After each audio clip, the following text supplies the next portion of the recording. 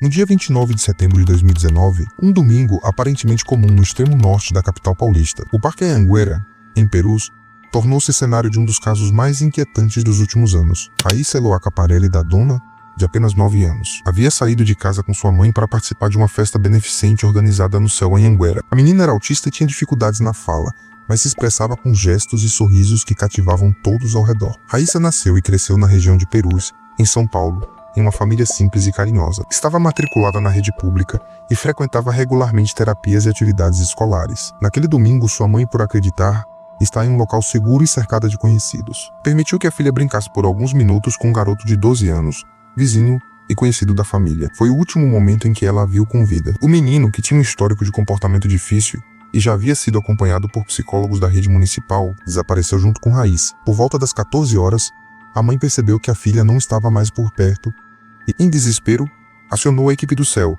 e a Guarda Civil Metropolitana. Uma busca foi iniciada, mas o tempo passava e nenhuma pista surgia. O garoto havia sido visto saindo do céu com Raíssa e voltando sozinho cerca de 30 minutos depois. Câmeras de segurança registraram os dois caminhando juntos em direção ao parque, uma área arborizada que margeia o centro educacional. O menino voltou sozinho, com passos rápidos e olhar disperso. Quando questionado, sua resposta foi vaga. Ela ficou lá atrás. No final da tarde, as buscas ganharam reforço da polícia militar. E foi só por volta das 19 horas que, a poucos metros da trilha principal, entre galhos e folhas, algo chamou a atenção de um agente.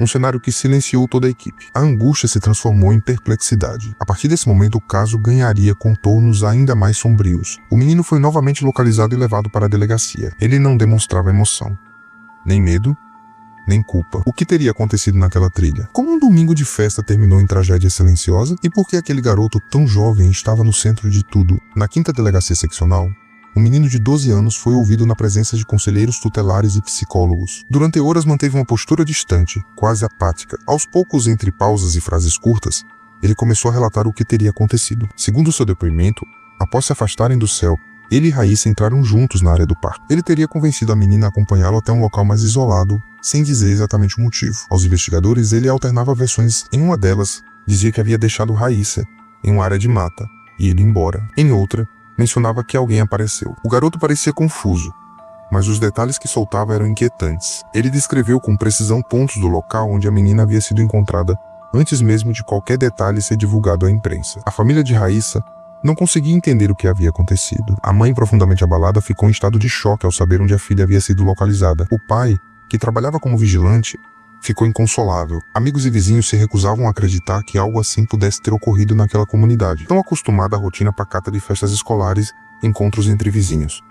Enquanto isso, o menino era submetido a perícias psicológicas. Não era a primeira vez que ele tinha comportamento fora do esperado. Já havia registros escolares de episódios de agressividade, isolamento e até sinais de distanciamento emocional. A família dele, por outro lado, vivia em situação social parecida, também moradora da região. A mãe era conhecida na vizinhança e o pai estava ausente. Havia relatos de que ele passava muito tempo sozinho, com acesso limitado à supervisão adulta. Uma reviravolta aconteceu quando os peritos analisaram as imagens das câmeras do céu em Anhanguera. Elas mostravam, com nitidez, os dois deixando o local por um portão lateral que dava acesso direto ao Parque Anhanguera. Nenhuma outra pessoa foi vista junto com eles.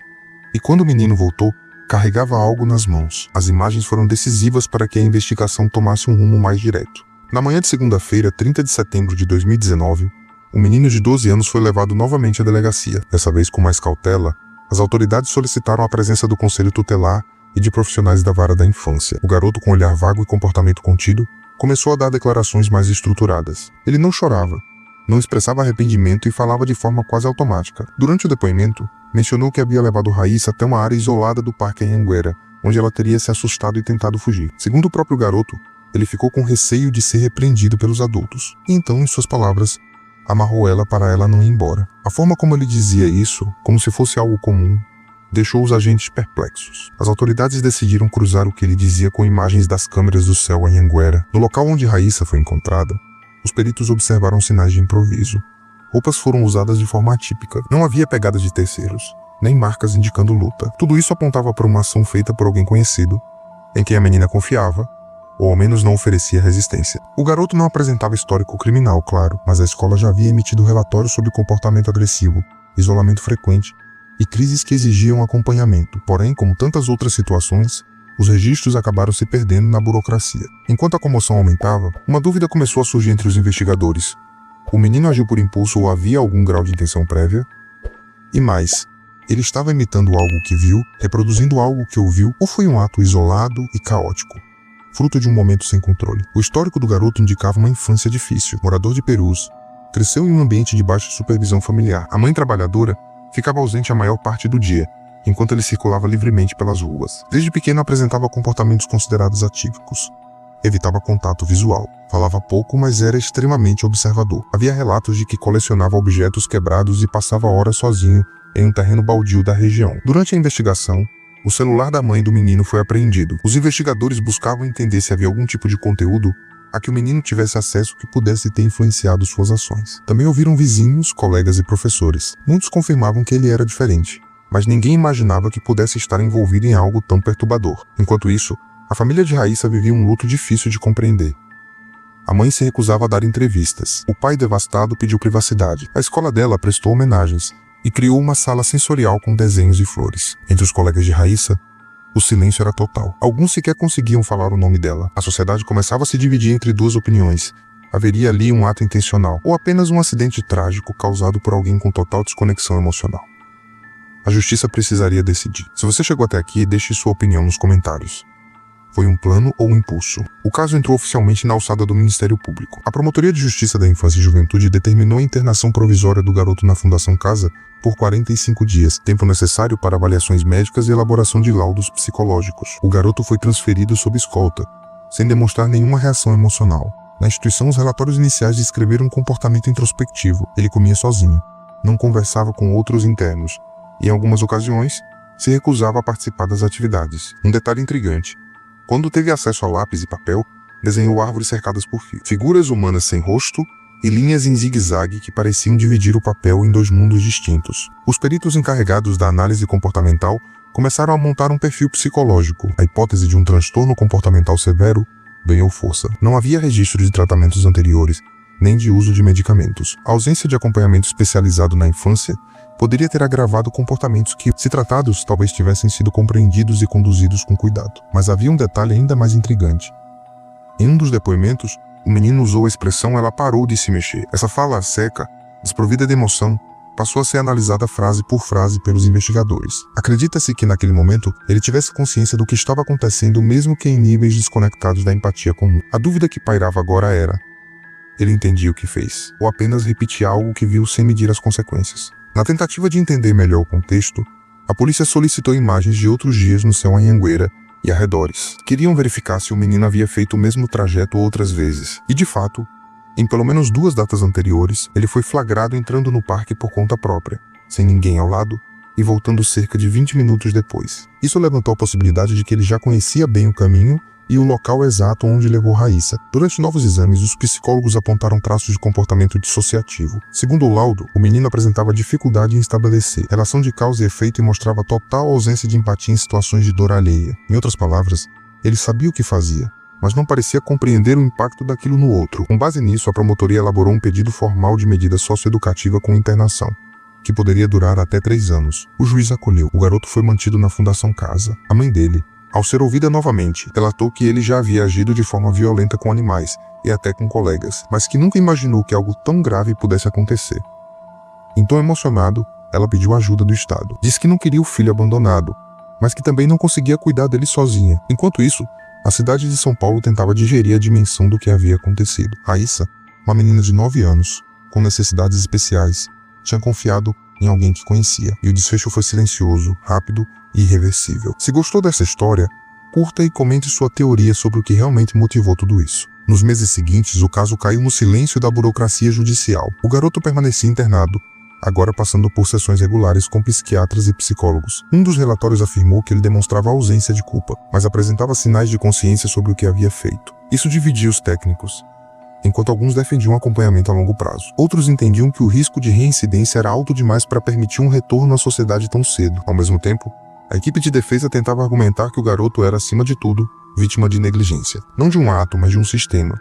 Cresceu sem acompanhamento, com sinais ignorados pela escola e pela rede de proteção. Era, em certo sentido, um alerta ambulante que passou despercebido até o dia em que algo grave aconteceu. A história de Raíssa virou símbolo de uma falha múltipla, de saúde pública, de educação e de assistência social. Diversos especialistas passaram a dar entrevistas cobrando mais atenção a crianças com necessidades específicas, tanto como vítimas, quanto como possíveis agentes de comportamento desregulado. Em uma carta escrita à mão, entregue por sua mãe a uma assistente social, o garoto escreveu: "Eu lembro que era domingo. Eu só queria brincar.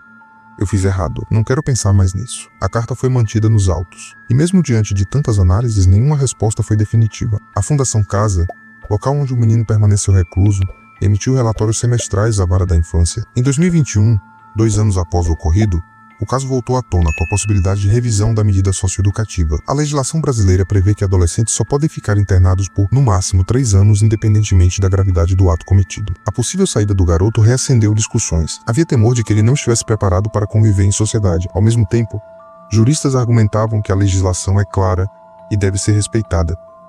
A mãe de Raíssa foi ouvida mais uma vez. Sua resposta foi curta: "Nada trará minha filha de volta. Eu só quero que ele seja acompanhado." Só isso.